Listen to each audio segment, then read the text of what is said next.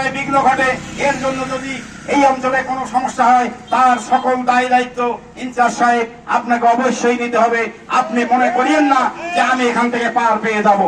সংগ্রামী সাথী ও বন্ধুগণ, আজকে আমরা নিয়মতান্ত্রিক ভাবে আমরা এখানকার শ্রমিকদের সাধারণ সভা করে আমরা রেজিস্টার ট্রেড ইউনিয়নে আমরা আমাদের কমিটি দাখিল করেছি।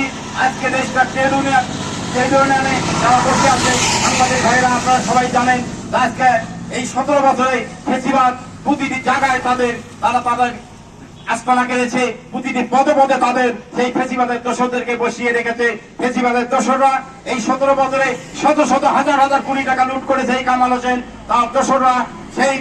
তাদের দোষরা আজকে বিভিন্ন রেজিস্টার ইউনিয়ন সহ বিভিন্ন দপ্তরে তাদের এজেন্ট রয়েছে, তাদেরকে তারা টাকা দিয়ে কিনে নিয়ে তারা এই নিয়মতান্ত্রিক আন্দোলন এবং আইনগত প্রসেসকে তারা বাধাগ্রস্ত করছে।